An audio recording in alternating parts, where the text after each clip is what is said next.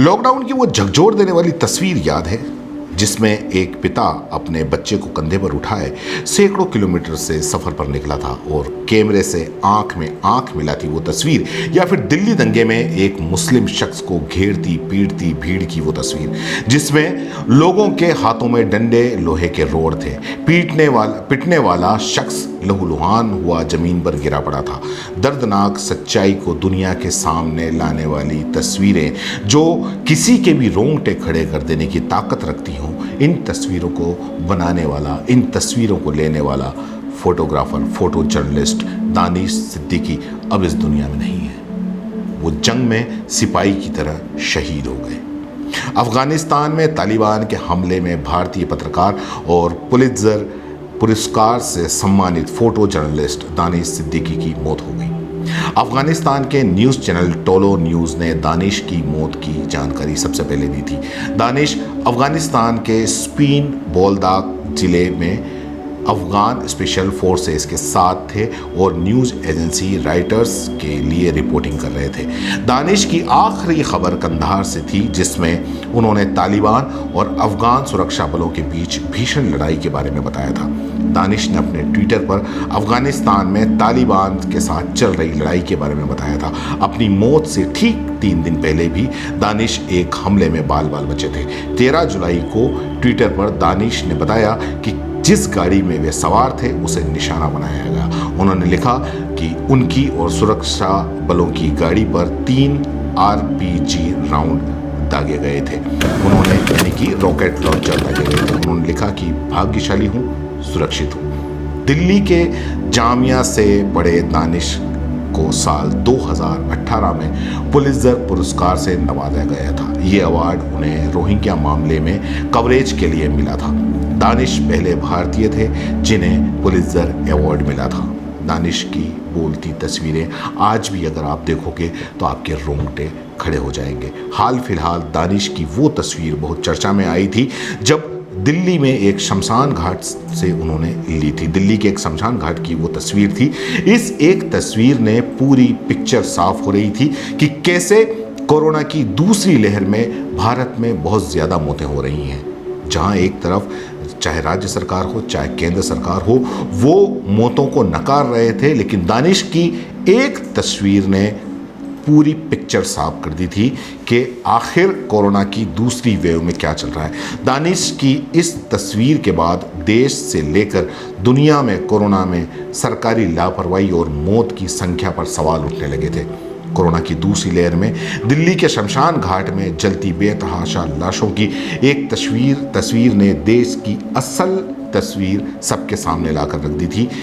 लोकनायक Jayaprakash hospital के एक bed पे ऑक्सीजन लगाए 2 लोगों की दूसरी तस्वीर ने कोरोना काल में इलाज के लिए जूझ रहे लोगों के संकट को हूबहू कैमरे में उतार लिया था। इन तस्वीरों ने सरकारों को हिलाकर रख दिया था।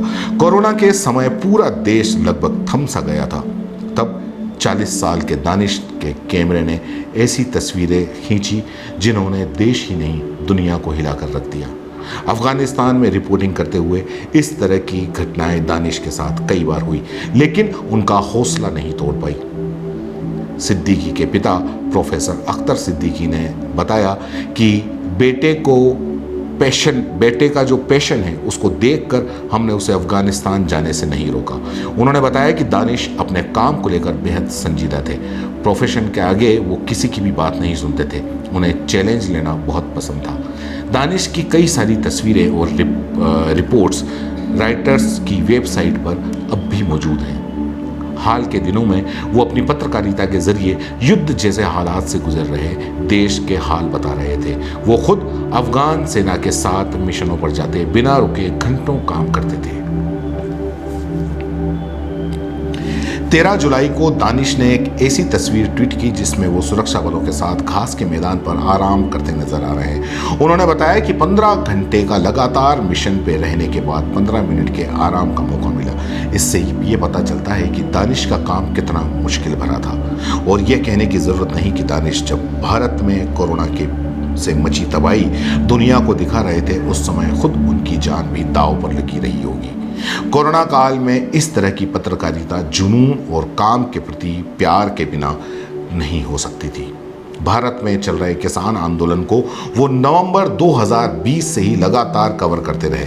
उन्होंने अपनी रिपोर्ट्स के जरिए दिखाया कि नए कृषि कानूनों को लेकर किसानों में किस हद तक नाराजगी है।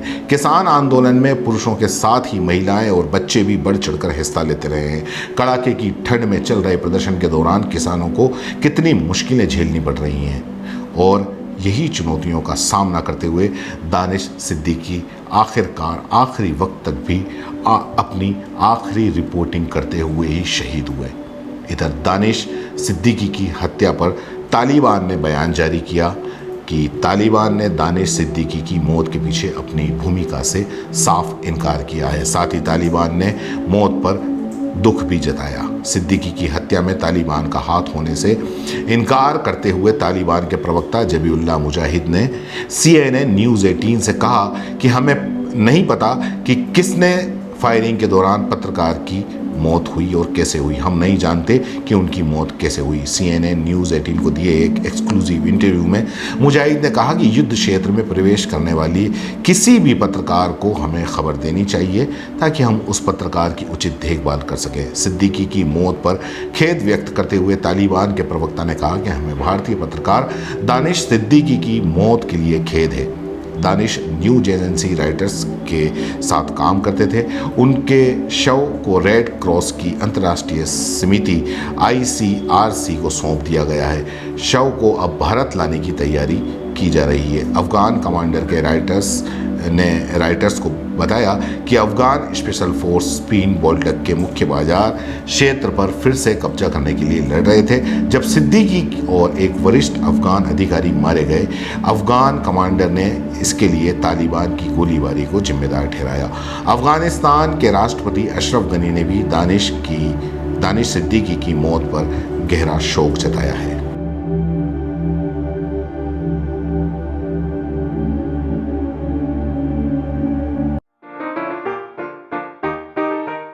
अगर आप YouTube पर देख रहे हैं तो CBC न्यूज़ वायर का चैनल सब्सक्राइब करिए, पास में दिख रहे बेल आइकन को भी दबाइए ताकि जब भी हम आपके लिए कोई खबर, कोई जानकारी लेकर आए तो सबसे पहले आपके पास नोटिफिकेशन पहुंचे। अगर आप Facebook पर देख रहे हैं तो CBC वायर का पेज लाइक करिए। अगर आप Instagram पर देख रहे हैं तो आप हमें फॉलो कर सकते हैं।